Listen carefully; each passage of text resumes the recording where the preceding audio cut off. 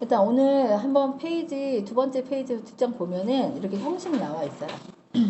일단은 형식 보면 기본기부터 들어갈게요. 아주 그냥 너네들 아무것도 모른다 생각하고 들어가 보도록 하겠습니다. 문장은 만드는 방식이 5가지죠. 그래서 그 정도 기본적으로 알고 있는데 거기서 지금 나와 있는 부분 보면은 문장을 어떻게 나눕니까? 이렇게 사등분을 했어요. 그러면 이렇게 나눈 이유가 있겠죠. 이렇게 첫 번째 나눈 이유는 얘네 2개가 비슷하고 얘네 3개가 이제 공통점이 있기 때문이에요. 그죠? 그 공통점이 무엇일까요? 동사에 있어요. 동사. 자, 여기는 목적어라는 개념이 존재합니다. 이렇게. 근데 이렇게 1과 1번하고 2번에는 지금 목적어라는 개념이 없죠. 그래서 이렇게 나눠서 1, 2번은 목적어가 없는 동사를 우리가 뭐라고 하냐면 자동사라고 부르고, 목적어가 존재하는 것을 우리가 뭐라고 부르냐면 타동사라고 부릅니다. 그래서 자동사와 타동사를 나눕니다. 아시겠죠? 목적어 있고 없고 여부로 나뉘게 됩니다. 그리고 목적어가 있고 없고 뿐만 아니라 뒤에 뭐가 나오는지를 결정하는 게 바로 이 동사예요. 그래서 사람으로 이렇게 치면, 제가 많이 그리죠? 사람으로 치면은 기준이 항상 있어야 돼요. 그 기준이 뭘까요? 동사죠. 보통은 서술어라고 원래 불러야 돼요. 그래서 무슨 라고 부르는 것들은 다 문장의 순서를 말해요. 자리를 주어, 서술어, 목적어, 뭐 수식어 이런 건 역할과 자리를 말합니다. 어는. 근데 그 자리에 들어가는 것은 무슨 사예요. 명사, 형용사 이런 거 있죠? 그런 품사가 이 자리에 들어가는 거예요. 머리가 되려면 명사가 되어야 한다든지, 몸통이 되려면 뭐가 되어야 한다든지, 뭐 동사가 들어가야 된다든지 자리가 정해져 있습니다. 자, 그러면 동사가 있고요. 그 다음에 이렇게 주어가 있고요. 보어가 있고요. 그 다음에 목적어가 이렇게 있어요. 이게 기본적으로 사람을 만드는 거야. 문장을 만든다는 것은 사람으로 비유해서 설명해 본다면 사람 만들 때 가장 중요한 거. 우리 사람을 구성한다고 했을 때 머리, 팔, 다리, 몸통이 있어야 되고, 그 기준은 몸통을 기준으로 해서 팔다리가 달리는 위치가 정해지는 것처럼, 뭔가 그런 것처럼 문장이라고 하는 것도 동사, 본동사를 기본으로 해서 앞뒤에 오는 순서에 따라서 형식이 정해지는 겁니다.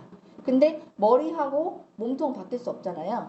그게 딱 정해져 있잖아요. 주어하고 동사는 기본적으로 사람을 있을 때 숨을 쉬는 사람으로서 저렇게 역할을 하려면 머리하고 몸통이 있어야 되는 것처럼 여기에 잘려버리면 안 되겠죠. 그러니까 그런 것처럼 주어하고 동사가 반드시 있어야 문장이라 말할 수 있어요. 이해되죠? 무슨 말인지. 그래서 그런데 여기에서 지금 뭐 할 수 있어요? 이렇게 모자 같은 역할이라든지 뭐 장갑을 낄 수도 있겠고, 사람을 꼭 구성하는 역할은 아니죠. 모자는. 그런데 이 사람에게서 굉장히 중요한 어떤 기능을 해주죠. 예뻐 보이게 한다든지 아니면 햇볕을 가리게 해준다든지 여러 가지 기능을 해준단 말이에요. 그런 기능을 하는 것들은 있어도 되고 없어도 되지만 어떤 문장에 붙어서 굉장히 중요한 역할을 해주는 이런 장신구 역할을 해주는 걸 우리가 수식어라 합니다. 이해됐죠? 무슨 말인지? 그런데 주어나 목적어나 보어 같이 머리, 팔, 다리 같은 주어, 목적어, 보어 자리 들어가는 품사를 우리가 뭐라고 하냐면 이 자리에는 명사가 들어가게 되어 있고요. 그 중에서도 이 보어 자리에 들어가는 경우는 명사 수식과 보어 자리에 들어가는 경우들은 뭐가 될 수 있냐면 형용사가 들어갑니다. 그러니까 이 팔다리, 이 팔 같은 이런 자리에는 명사 또는 뭐가 들어갈 수 있어요? 형용사가 들어갈 수 있기는 합니다. 이해되시죠? 이렇게 이런 걸 적어놨다고 해가지고 막 이해가 잘 될 것 같지는 않지만 어쨌든 간에 이해를 좀 도우려고 제가 이렇게 말씀드리는 거고, 그 다음에 아싸리 처음부터 그냥 모자 역할을 하기 위해서 본투비 그래서 태어난 애가 있어요. 그게 뭐냐면 부사죠. 부사는 무조건 무슨 역할만 합니까? 수식어 역할을 합니다. 일단 그렇게 알아두시면 됩니다. 그러면 사람을 구성하려면 머리, 팔, 다리, 몸통이 있어야 되는 것처럼 문장을 구성하려면 꼭 필요한 게 뭐예요? 머리, 팔, 다리에 들어가는 명사가 중요하겠고, 팔 자리에 가끔가다 들어갈 수도 있을 형용사가 꼭 중요하겠고, 몸통의 역할을 해주는 동사가 필요해요. 꼭 명사, 형용사, 동사는 꼭 필요해요. 근데 저는 부사도 굉장히 중요한 역할을 하는 게 뭐냐면 몸통에 붙어서 어떤 기능적인 역할을 해줄 때 꼭 없어도 되지만 얘를 잘 알아야 이 기능을 잘 써먹을 수 있을 거 아니야. 무슨 말인지 되죠? 모자의 기능을 모르면 모자를 못 써먹잖아.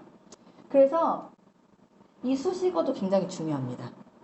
그래서 품사로는 뭐가 중요해요? 명사, 형용사, 부사 그리고 동사 이 네 가지 품사가 굉장히 중요합니다. 아시겠죠? 이 네 가지 형태 위주로 이제 공부해 나갈 거예요. 이 정도만 알면 끝이에요, 그냥. 아시겠죠? 무슨 말인지? 자, 그러면 이렇게 나눈 이유는 뭘까요? 이렇게 나눈 이유는 동사를 기준으로 해서 뒤에 뭐가 나오느냐에 따라서 형식이 결정되기 때문에. 그리고 또 이렇게도 나눌 수 있습니다.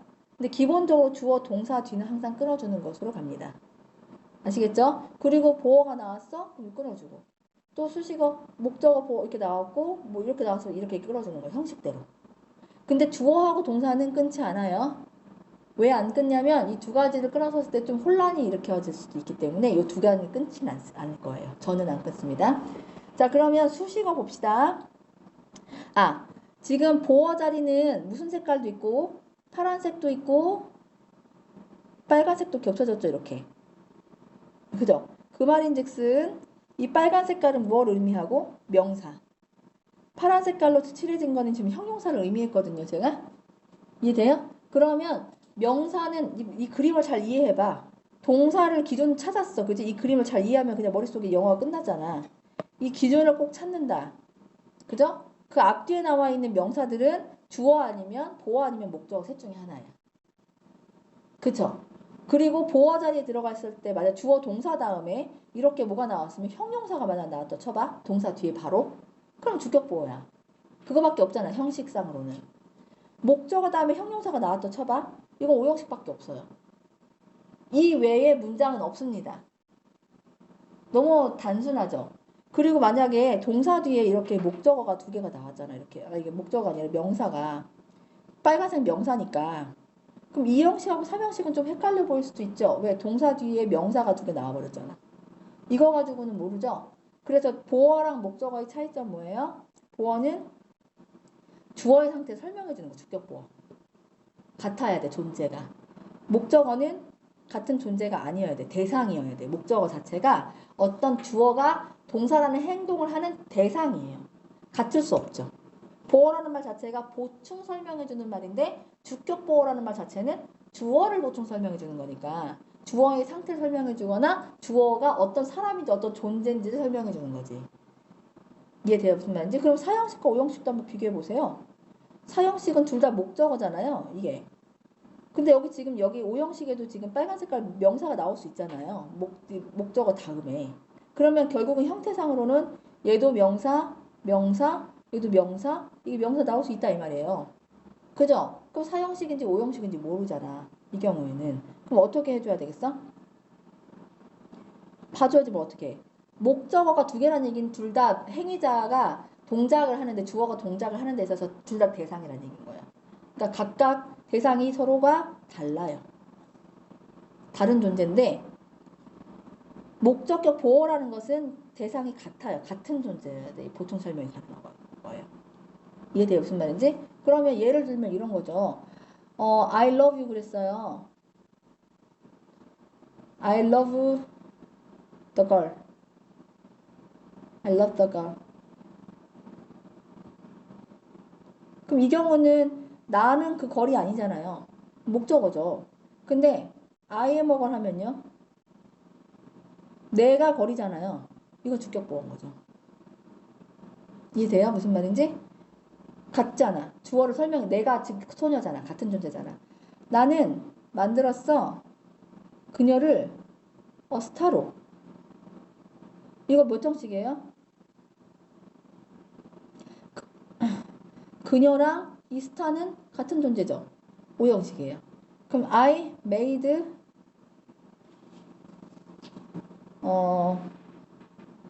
stars 이렇게 다 칠게요.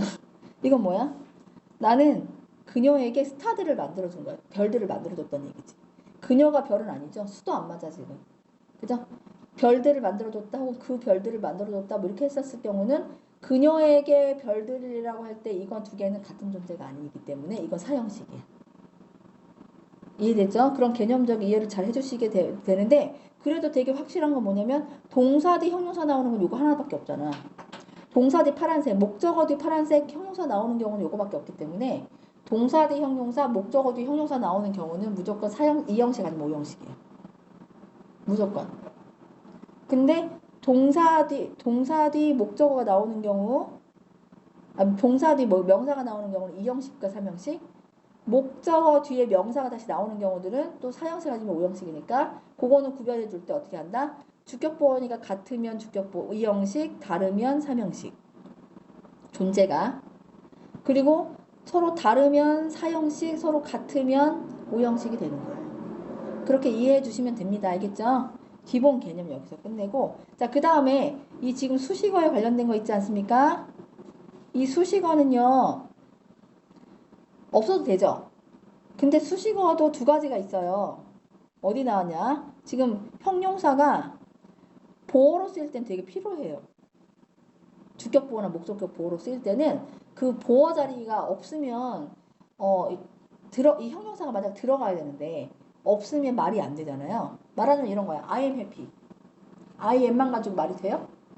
happy라는 말이 있어야 동사 am을 보충 설명해주면서 주어의 상태 설명해줄 수 있죠.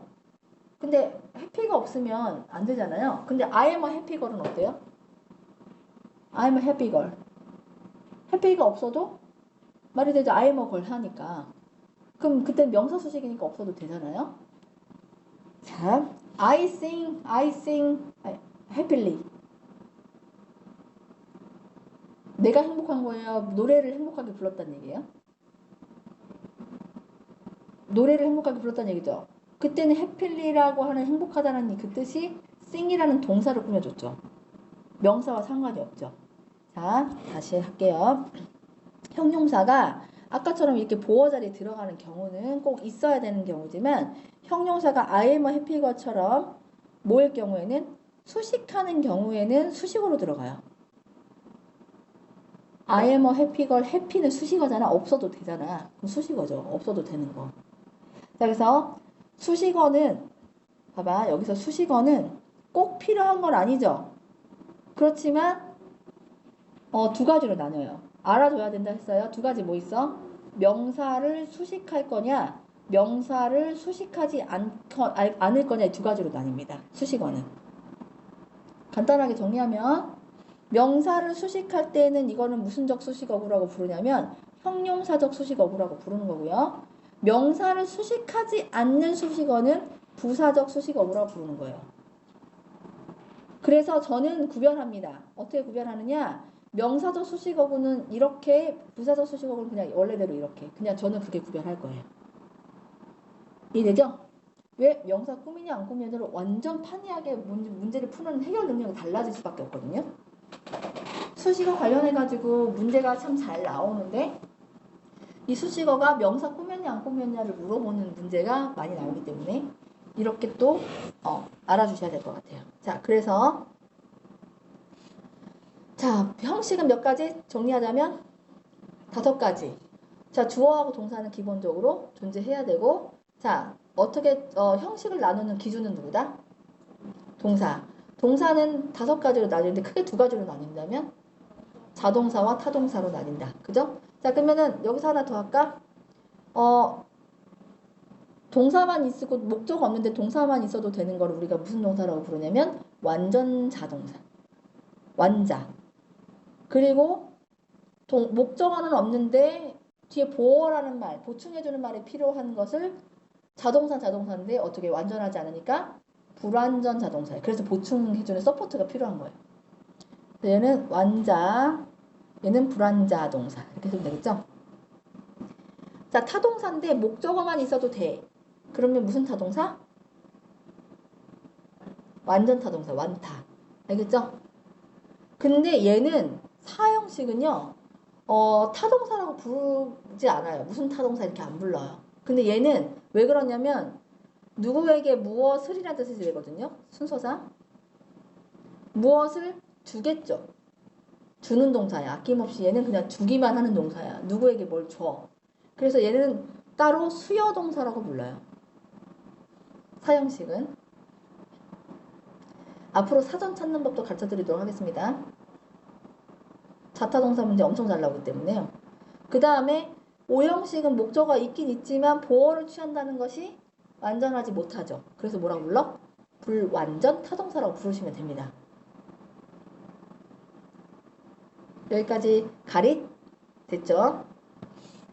자, 그러면 자, 1형식은 주어 동사, 2형식은 주어 동사 주격 보어, 그죠? 3형식은 주동목, 그죠? 4형식은 주동 IODO 간목 직목, 간접 목적어 직접 목적어. 5형식은 주동목 목보, 됐죠? 자, 2형식은 주어 동사 보어인데 어떤 게 와요? 품사로는 명사, 동사, 그 다음에 뒤에 동사 뒤에 형용사나 명사.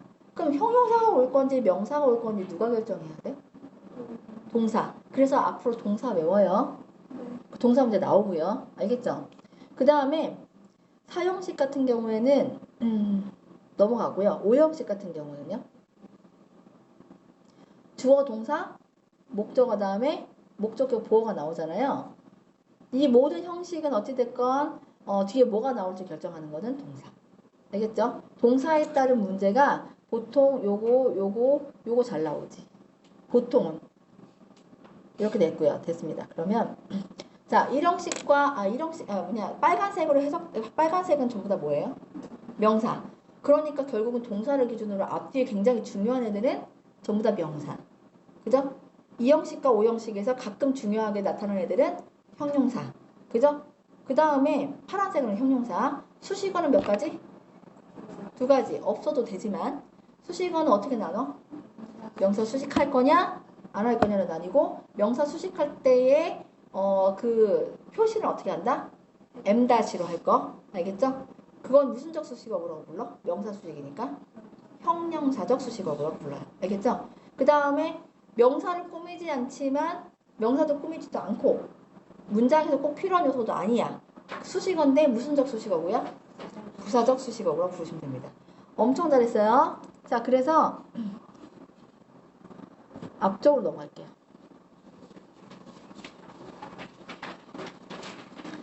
자, 이거 아주 간단하게 설명하면 이래요. 너네들 너무 구문을 여태까지 해본 적 있니? 구문? 이렇게 지금 구문 뭐 끊어있고 뭐 이런 거 해본 적 있니? 배운 적 없어? 구문이라는 거 들어본 적이 없어요? 그래서 해볼게요. 우리가 만약 5형식을 기준으로 이렇게 했다 치자. 목적격 보어가 나왔어 지금. 수식어가 이렇게 나왔다 치자. 그러면 이것은 선생님이 이렇게 나누라고 했잖아. 이렇게 나눴잖아요. 그런데 이 목적어 자리에 굳이 동사가 들어가겠다고 어거지를 피우는 거야. 이 목적어는 무슨 사가 들어가야 되는데? 명사가 들어가기로 되어 있는데 동사가 굳이 들어가겠다고 하면은 이 동사를 어떻게 해야 돼? 조건을 달아야지. 야, 뭐 하면 너가 동사를 포기하고 국적을 포기하고 뭘 하는 거야? 귀화해. 그래서 어떻게? 명사로 바꿔야 돼. 그죠? 그래서 얘를 명사화 시켜야 돼, 동사를. 그러면 그거 허용이 되는 거예요. 그 허용, 명사를 동사화 시키는 것을, 동사를 명사화 시키는 것을 뭐라고 부르냐면은 명사구라고 부르죠. 그 명사구로 바꾸는 방법이 투부정사와 동명사로 나뉘게 되는 거죠. 이렇게 되는 거예요. 만약에 또 여기 지금 다 들어갔는데 이제는 이 자리에 여기는 수식어니까 형용사 아니면 부사 둘 중에 하나가 들어가야 될 거 아니야. 그지? 근데 이 자리에도 굳이 뭐가 들어가겠대? 동사가 이 자리에 들어가겠대. 돼, 안 돼? 안 되니까 단서를 달아. 너가 명사 꾸밀 건지 안 꾸밀 건지를. 명사를 꾸미게 되면은 형용사로 바뀌는 거고 부사 둘 중에 하나로 바뀌어야 돼. 선택권이 있어. 둘 중에 하나로. 근데 동사가 형용사나 부사로 되는 방법은 투부정사와 ing와 pp가 이렇게 있어요. 이건 다 똑같아요. 무슨 말인지 했죠? 이렇게 바뀌게 되는 거예요. 그러면 이 경우는 또 여기도 만약에 투부정사가 있을 수 있고 여기도 투부정사가 있을 수 있잖아. 그런데 자리에 따라서 완전히 뜻이 달라져 버렸죠. 얘는 명사 역할을 했고 얘는 형용사 아니면 부사 역할을 해버린 거예요. 중학교 때 그래서 명사정용법, 투부정사, 형용사정용법, 부사정용법을 배운 거죠. 근데 그게 어떤 식으로 문장에서 유기적으로 돌아가는지에 대한 것들은 확실한 개념이 안 잡힌 건데 지금 이렇게 한 달 방학 동안에 어법과 이 구문을 통해 가지고 완전 잡아줄 거예요. 하루도 빠지지 말고 진짜 정확하게 와서 들으시고 질문 아주 꼼꼼하게 하세요. 2학년들은 1학년들과 다르게 이거 해주고 자기스토리 문제도 그러니까 하여튼 자기스토리든 뭐든 간에 이렇게 뭐죠? 이렇게 부교재식으로 나갈 거예요. 그것까지 열심히 풀어가지고 질문 때 아주 꼼꼼하게 해주세요. 아시겠죠? 몇 개 안 돼요. 아까 말했던 것처럼 결국은 동사, 명사, 형용사까지 알아도 문장이 성립이 되고 부사까지 알면은 이제 다 섭렵하는 거고요. 이해됐죠? 근데 그 명사, 형용사, 부사의 역할을 하는 이제 구하고 절까지 알면은 문장은 다 끝나요. 거의 대부분. 이 공식을 가지고서 이제 문장을 해결해 나가야 돼요, 여러분들이. 아시겠죠? 내신의 어법 문제만큼은 다 맞춘다면 좋겠죠? 기본적으로. 근데 꼭 어법뿐만 아니라 이렇게 잡아나가면 문장이 다 보여요. 자, 일단 볼게요. 그 다음에 그러면은 지금 아까처럼 주어, 동사, 목적어 나왔는데 이 자리에 굳이 동사, 여기 명사 자리잖아. 이 자리에 굳이 주어, 동사라는 절이 들어가겠다는 거야, 절이. 그럼 어떻게 바꿔주면 돼요? 단서 달면 되죠? 뭐 달면 돼, 이번에는? 너 명사화 되면 내가 받아줄게야. 그 명사화 시키는 방법이 앞에다가 뭘 붙이는 거예요? 명사절을 이끄는 접속사를 붙이기만 하면 얘네들이 묶여서 뭐가 되는 거냐면 명사 하나의 단어 같은 명사라는 단어 같은 그 역할 철수나 뭐 고양이나 이런 단어처럼 단어화 시키는 거야. 명사 단어화 시켜서 들어갈 수 있는 거야. 무슨 말인지 이해됐죠? 그런 걸 뭐라고 부르냐면 명사절이라고 부르는 거죠. 오늘은 명사구랑 명사절 정도를 조금 연습해 볼 거예요. 자, 그 다음에 그러면 봅시다. 그럼 선생님 구라고 하는 것과 절이라고 하는 개념은 뭡니까? 요거 정리 좀 해드릴게요. 일단은 제가 지금 여기다가 자꾸 사용할게요. 여기다가 화이트보드를 사용할 수 있지만 왔다 갔다 바로 용이하게 하려고. 자, 구라고 하는 거는 개념이 뭐냐면요. 구라고 하는 거는 2개 이상의 단어가 묶입니다. 하나로. 이 묶인 것이 아까처럼 왜 묶냐면 사람 만들려고 묶는 거예요. 모든 건 우리가. 우리 로봇 조립해 본 적 있어요? 그 막 다 전부 다 떼가지고 팔을 먼저 조립해서 팔다리에 붙이잖아. 팔을 조립을 하는 거야, 말하자면 이게. 그래서 팔 자리에다가 붙이는 거예요. 그러면 2개 이상의 단어를 묶였는데 사람 만들려면 품사 뭐 필요하다고 그랬니? 명사, 형용사, 동사 3개 필요하죠. 그 중에 부사도 중요하게 넣을 거예요, 선생님. 그래서 4개가 필요하다고 그랬어요. 명사, 동사, 형용사, 부사 이 네 가지 품사를 이해해야 되잖아요. 그래야 사람 만들고 사람에 붙어있는 사람이 사람이면 깨벗고 다녀도 돼요. 옷도 입고 다니고 그래야 될 거 아니에요. 사회적인 어떤 지위와 체면이 있지. 그러니까 그런 옷 같은 거 이런 장신구 역할하는 부사까지 배우는 거거든요. 이게 되게 중요해. 그럼 2개 이상의 단어가 묶여가지고 동사를 제외하고 명사, 형용사, 부사 3가지로 바꿔주는 게 이 구의 역할이에요. 그래서 2개 이상의 단어를 하나로 이제 묶을 거예요. 여러분들 슈퍼마켓 가가지고 장을 봤어. 요리해 먹으려고. 그냥 다 갖고 다녀요? 아니면 봉지에 담아요? 봉지에 담죠? 담아서 어디로 가져가요? 집이나 캠핑장이나 호텔이나 그 장소에 가져가잖아요. 그러면 이 2개 이상의 단어를 묶어서 걔네들을 어디로 가져가냐면 주어 자리, 목적어 자리, 보어 자리, 수식어 자리 뭐 이런 자리로 가져가는 거예요. 말하자면. 용도가 다르죠? 자, 그래서 2개 이상의 단어를 묶어서 이제 집이 어디냐? 명사 자리.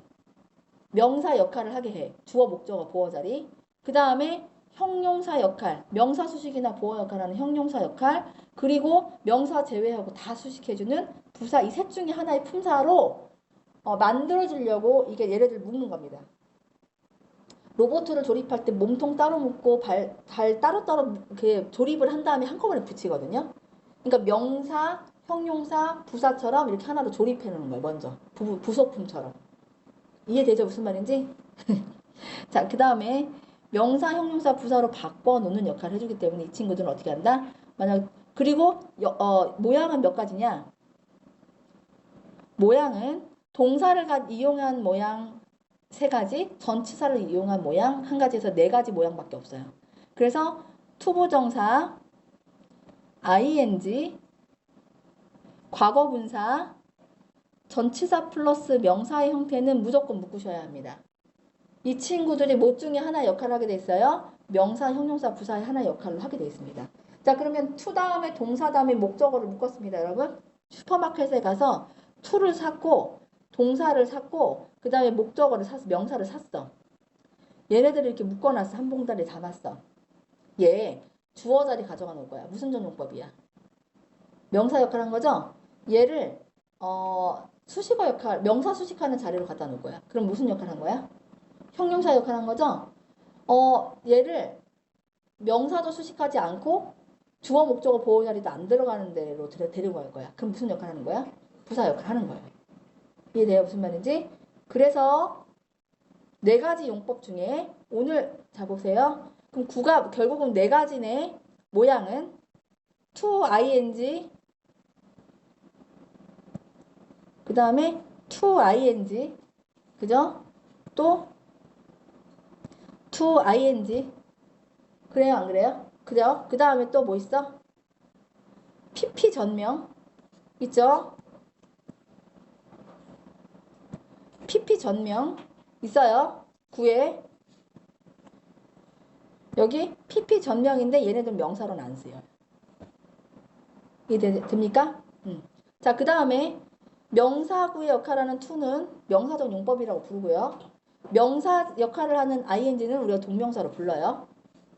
형용사의 역할을 하는 to는 투부정사 형용사적 용법이라고 부릅니다. 근데 이 친구 조금 특이해. 명사 수식과 보어 역할을 하는데 뜻이 서로 달라.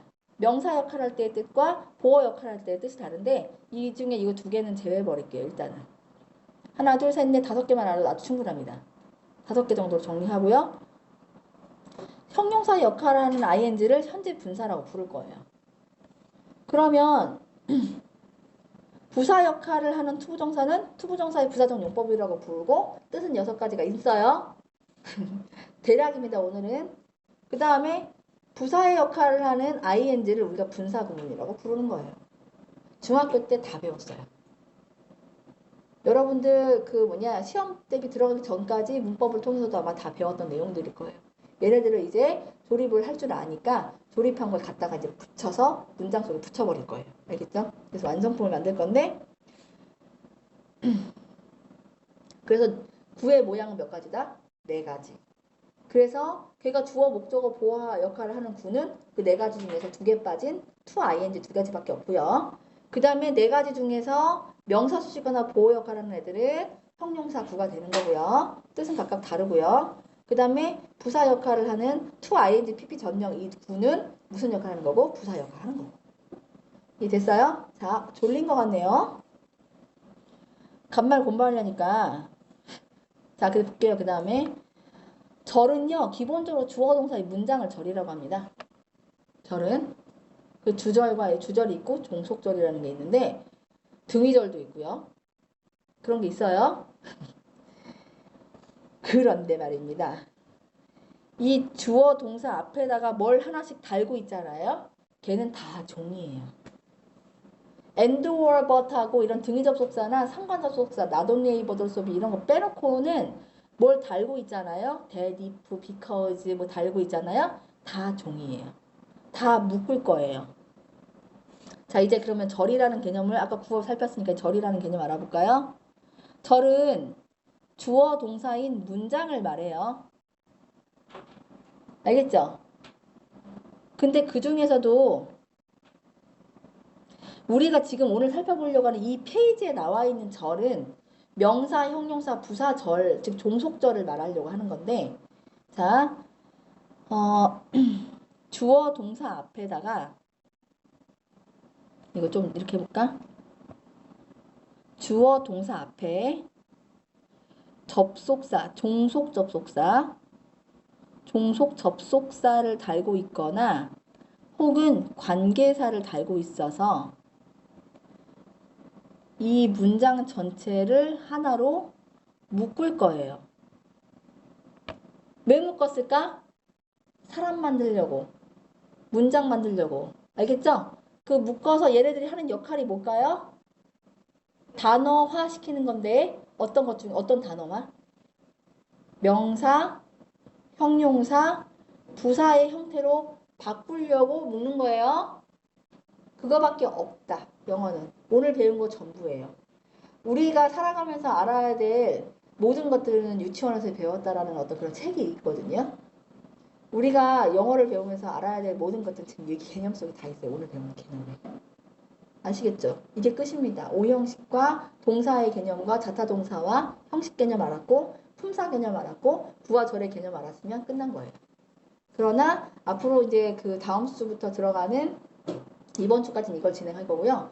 다음 주부터 들어가는 어법을 통해서 오늘 배운 이 개념과 어법을 접목시켜가면서 계속해서 문장도 보고 어법 문제도 풀고 이렇게 할게요. 알겠죠? 이 개념 잘 알아두세요. 그래서 오늘 접속사는 두 가지입니다. 어떤 걸까요?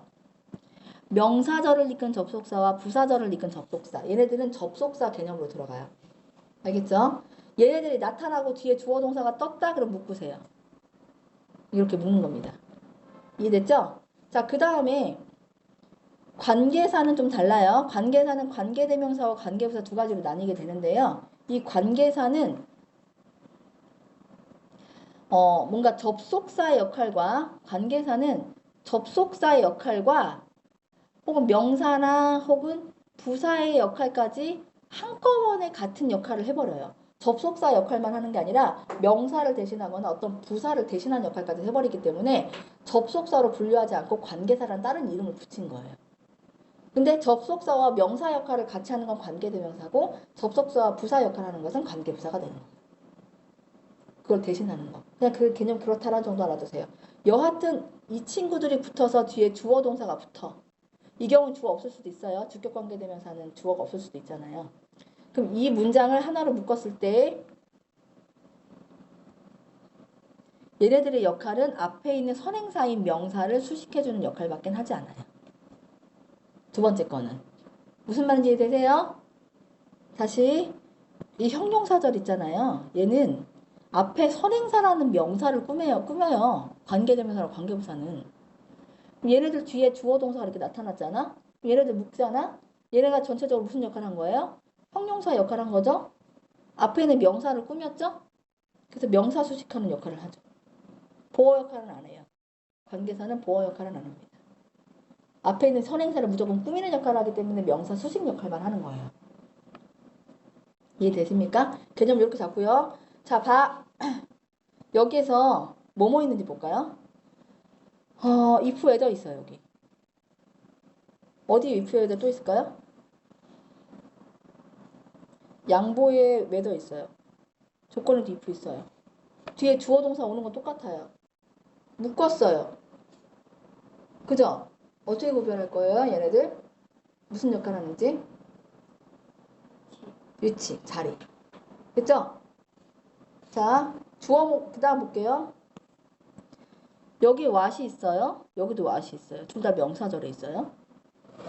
뒤에 얘도 주어 동사 목적어가 있으면 얘도 빠지고 얘 둘 중에 하나가 빠지게 되어 있거든요. what으로 들어가면 앞에 선행사는 당연히 없어요. 명사절이기 때문에. 어떻게 구별할 거예요?